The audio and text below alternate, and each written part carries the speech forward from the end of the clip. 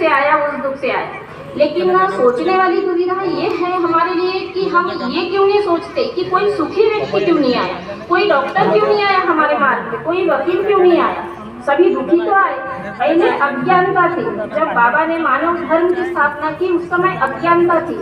बहुत सारे साधु संतों, पंडा पुजारियों ने लोगों को भ्रमित किया, अपने झांसे में उनको फंसाया ताकि वो उनके आदी हो जाए और वही नवस बलि बकरा चढ़ाने के चक्कर में वो अपना स्वार्थ साधने के लिए भोली भाली जनता को लूटते थे, जिस कारणवश अज्ञानता थी।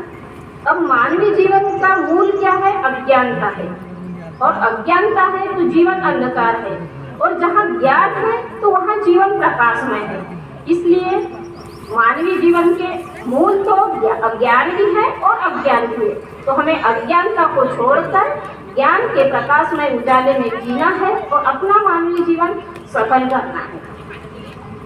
भगवान ने इस सृष्टि की निर्मित की, सृष्टि के साथ पशु पक्षी जीव जंतु आदि मानव जाति की भी निर्मित की, उसके साथ मानव में सोचने और समझने की बुद्धि दी है। मानव ही एक बुद्धिजीवी प्राणी है, परंतु मानव क्या करता है? अपने सद्गुणों को छोड़कर अवगुणों को अपनाता है। इसीलिए बाबा ने कहा है आकार में विकार है, तो मानव जो है आकार में बना हुआ है और भगवान जो है निराकार में है।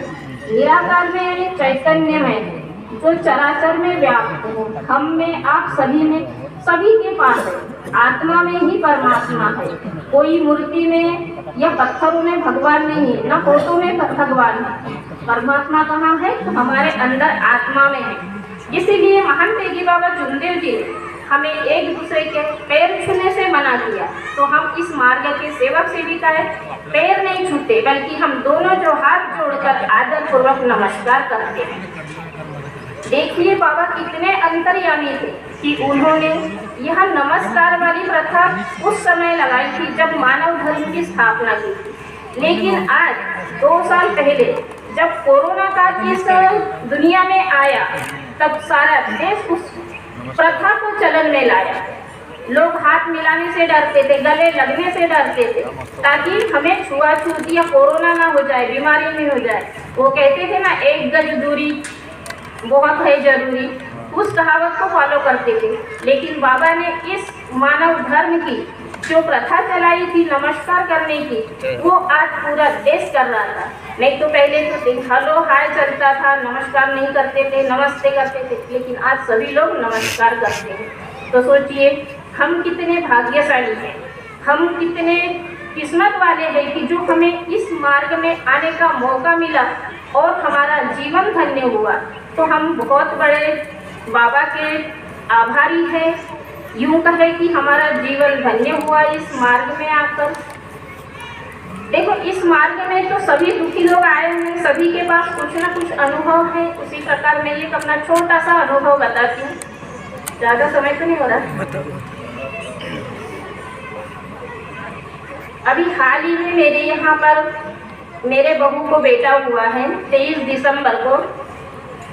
उसी बीच मेरे माताजी का भी स्वर्गवास हुआ था 14 दिसंबर को। तो मैं गांव पर थी अपनी, पहली बात मेरा भाई भी 2 साल पहले ही भाई भी स्वर्गवास हो गया भाई का। उसके छोटे छोटे बच्चे हैं, भाभी है अकेली घर में, उसके बच्चों के साथ माँ पिताजी रहते थे। उनकी भी देखरेख करने वाला कोई नहीं था, तो मेरे को हर महीने गाँव जाना पड़ता था उनकी मदद करने, उनका घर संभालने चलाने। तो मैं हर महीने गाँव जाना आना करती थी। उसी बीच मेरे मम्मी का स्वर्गवास हो गया, मैं गाँव चली गई। फिर इधर मेरी बहू की तबीयत खराब हो गई, उसको डिलीवरी होनी थी। तो वो बोलने लगी मम्मी मेरी तबीयत खराब है, आप आ जाओ। तो फिर मैं वापस आ गई।